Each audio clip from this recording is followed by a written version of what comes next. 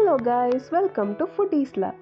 ನಾನಿವತ್ತು ನಿಮಗೆ ಹೇಳ್ಕೊಡ್ತಿರೋ recipe egg biryani. ಇದನ್ನ ಹೇಗೆ ಮಾಡೋದು ಅಂತ ನೋಡೋಣ ಬನ್ನಿ. ಮೊದಲಿಗೆ ಒಂದು ಜಾರ್ನಲ್ಲಿ 2 ಪೀಸ್ನಷ್ಟು ಶುಂಠಿ, ಬೆಳ್ಳುಳ್ಳಿ, ಚಕ್ಕೆ ಮತ್ತು ಲವಂಗ, ಅರ್ಧ ಈರುಳ್ಳಿ, 5 ರಿಂದ 6 ಮೆಣಸಿನಕಾಯಿ, ಪುದೀನ ಸೊಪ್ಪು, ಸಂಬಾರ ಸೊಪ್ಪು, ಅರ್ಧ ಕಪ್ನಷ್ಟು ಗಟ್ಟಿ ಮೊಸರು ಹಾಕಿ ಚೆನ್ನಾಗಿ ಪೇಸ್ಟ್ ಮಾಡ್ಕೊಳ್ಳಿ. ನಂತರ ಬೇಯಿಸಿಕೊಂಡಂಥ ಮೊಟ್ಟೆನ ಈ ಥರ ಸಣ್ಣ ಸಣ್ಣ ಭಾಗಗಳನ್ನಾಗಿ ಲೈನ್ ಮಾಡ್ಕೊಳ್ಳಿ. ಈ ಥರ ಮಾಡೋದ್ರಿಂದ ಮೊಟ್ಟೆಗೆ ಚೆನ್ನಾಗಿ ಮಸಾಲೆ ಪದಾರ್ಥ ಹೀರ್ಕೊಳ್ಳುತ್ತೆ.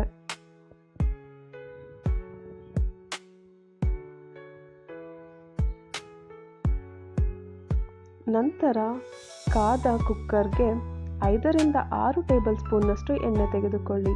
ಅದಕ್ಕೆ ಮೊಟ್ಟೆ, ಅರಿಶಿನ ಪುಡಿ ಹಾಗೂ ಸ್ವಲ್ಪ ಉಪ್ಪು ಹಾಕಿ ಮೊಟ್ಟೆ ಕಂದು ಬಣ್ಣ ಬರುವವರೆಗೆ ಚೆನ್ನಾಗಿ ಫ್ರೈ ಮಾಡ್ಕೊಳ್ಳಿ.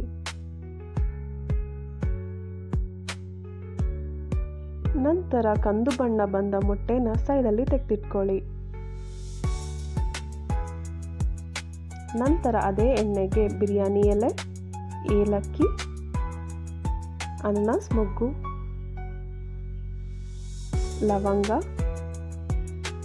ಚಕ್ಕೆ ಇಷ್ಟನ್ನು ಸೇರಿಸಿ ಚೆನ್ನಾಗಿ ಫ್ರೈ ಮಾಡ್ಕೊಳ್ಳಿ.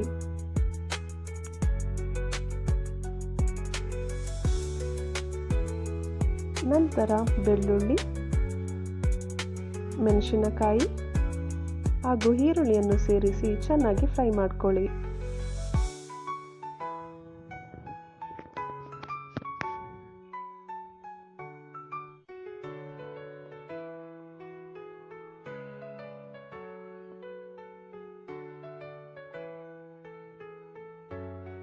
ಈರುಳ್ಳಿ ಚೆನ್ನಾಗಿ ಫ್ರೈ ಆದ ನಂತರ ನಾವು ಪೀಸ್ ಮಾಡಿ ಇಟ್ಕೊಂಡಂಥ ಟೊಮೆಟೊನ ಹಾಕಿ ಮತ್ತೊಮ್ಮೆ ಚೆನ್ನಾಗಿ ಫ್ರೈ ಮಾಡ್ಕೊಳ್ಳಿ.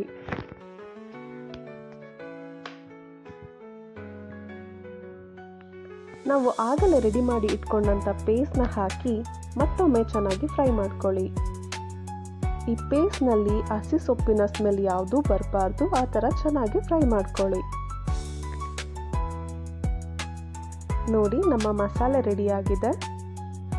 ಈಗ ನಾವು ಅಳತೆಗೆ ತಕ್ಕಷ್ಟು ಅಕ್ಕಿಯನ್ನು ತೊಳೆದು ಇಟ್ಕೊಂಡಿದ್ದೀವಿ. ಇದನ್ನು ಈ ಮಸಾಲೆ ಪದಾರ್ಥಕ್ಕೆ ಆ್ಯಡ್ ಮಾಡ್ಕೊಳ್ಳಿ.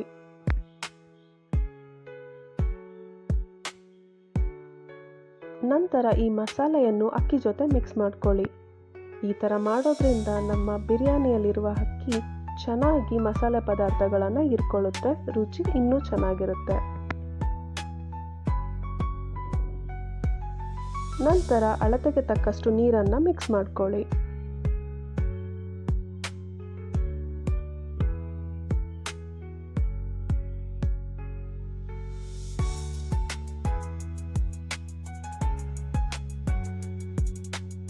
ನಂತರ ಇಲ್ಲಿ 1 ಪ್ಯಾಕ್ನಷ್ಟು ಬಿರಿಯಾನಿ ಮಸಾಲೆಯನ್ನು ತಗೊಂಡಿದ್ದೀನಿ.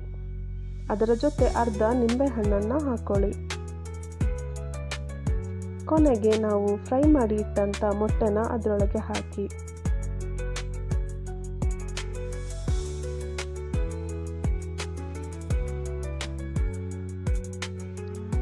ಇಷ್ಟೇ, ನಮ್ಮ ಪ್ರೊಸೀಜರ್ ಎಲ್ಲ ಮುಗೀತು.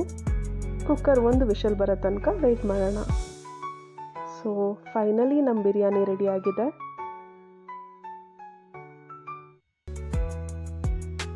ನಿಧಾನವಾಗಿ ಈ ಮಿಶ್ರಣವನ್ನು ಮಿಕ್ಸ್ ಮಾಡ್ಕೊಳ್ಳೋಣ.